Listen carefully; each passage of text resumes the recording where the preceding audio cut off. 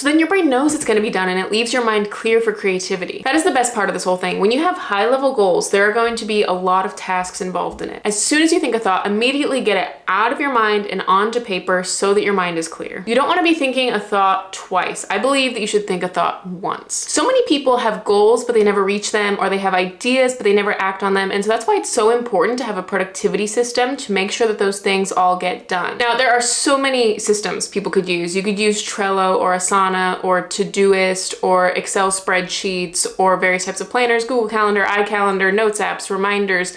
There are so many systems that people use. And in my opinion, it is best to keep things simple.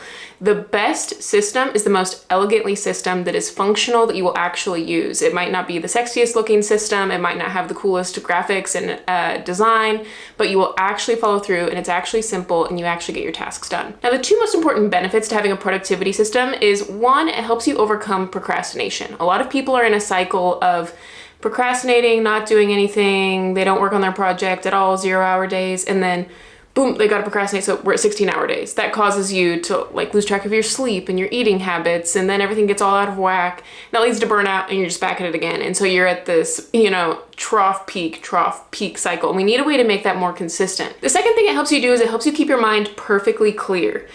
If your brain is not sure that you're going to do something, it's gonna keep reminding you. So if you know that you have to call your mom, then you get this reminder, oh, don't forget to call mom. Oh, don't forget to call mom. Don't forget to call mom. And that is taking up way too much mental real estate. And this is what he calls, in the book, Getting Things Done, that buzz. And until you have the experience of getting all that stuff out of your brain, it's like this hum that was in the background that you didn't realize was there until it's off. So what we're doing is we're developing a sense of trust with our brain. After this system, your brain will trust you. It knows you're going to do it, and so it will stop reminding you. And so you have this clear space for creativity, for critical thinking, like basically things that you actually value and not just chores and tasks. So getting into the first part of this productivity system. Now, a productivity system has a few components, and this first component is what I'm going to call a dream management system. You might have heard of time management or task management or money management. This is a dream management system. So we need to have visions, we need to have goals, we need to know where it is that we're going, because it said that if you don't have a target, you're going to hit it every time. Like if you aim at nothing, you're going to get nothing.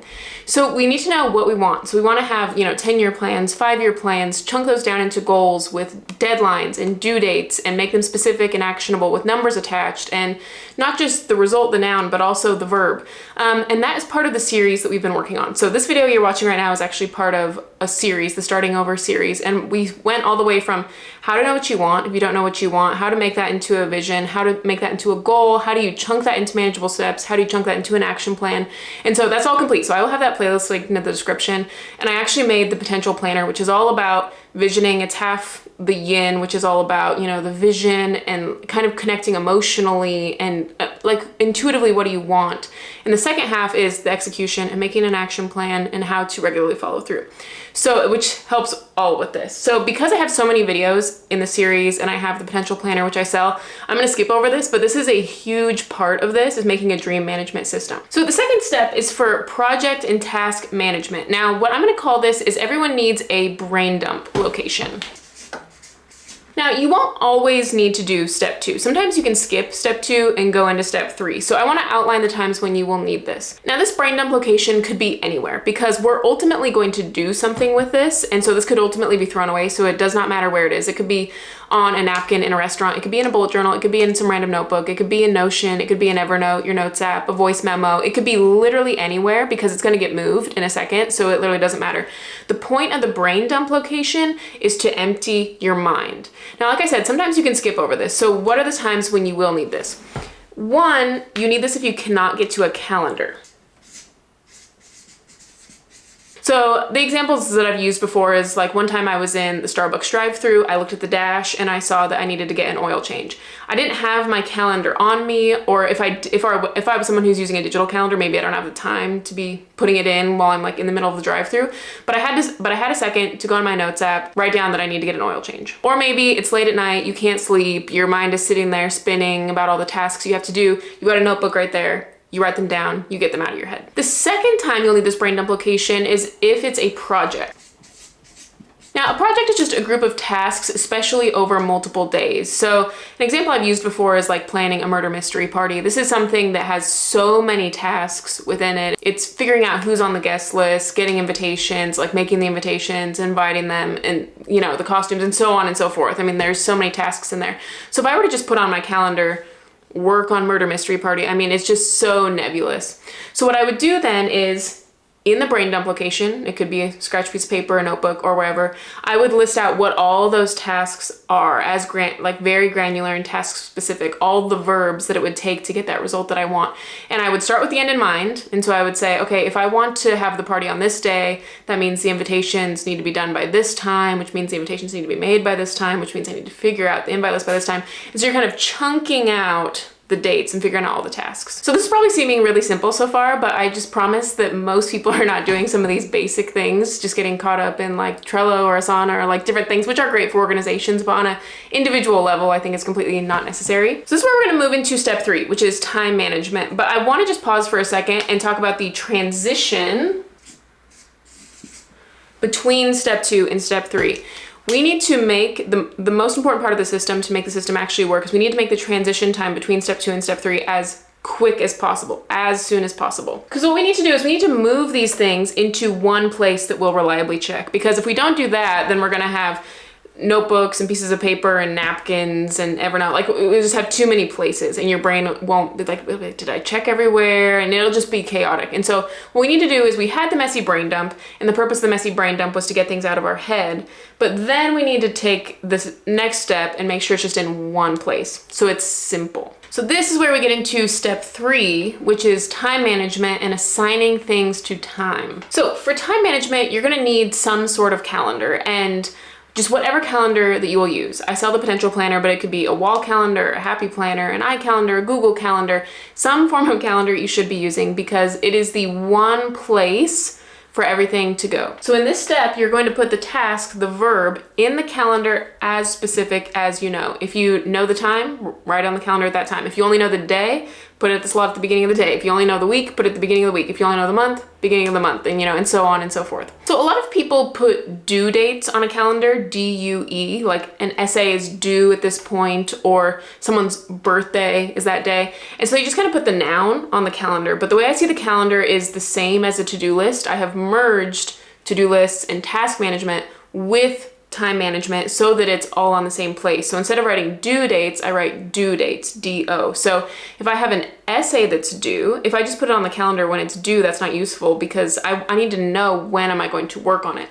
So in that case, it's like a project. I would say, okay, I want to outline it, draft it, then I want to edit it. Maybe that's 3 sessions. So I would put those 3 sessions on the calendar as verbs. I see the calendar as the place for ideas. It's the place for intentions. It's the place for to-dos. It's the place for tasks. So instead of having these huge banks of notes and to-do lists and tasks and events all in different places, it's all in one place. If I have an idea, I think, when do I want to do that idea? Okay, I have this video idea. When do I want to do it? Well, I can't do it this month because I'm in the middle of the series. Maybe I'll do it in February. So at the start of February, for February 1st, I would just write it in that box. Even though it could be any time in February, but it's kind of like cooking. If you're gonna cook something from 10 to 15 minutes, you always put it on the earlier end. That way, when you get to February, it will remind you, hey, we said we wanted to do this, and then you can reassess from there.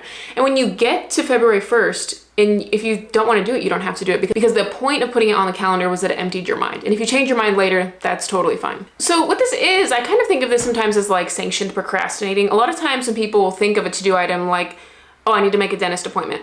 They're just kind of in this habit of like, as soon as I think of it, I need to do it right now. But it's not always the best time to do it right now. Like you're in the middle of hanging out with your family. And so your brain is either gonna sit there and be like, don't forget to make the dentist appointment, don't forget. And like periodically you're thinking of it over the course of the days.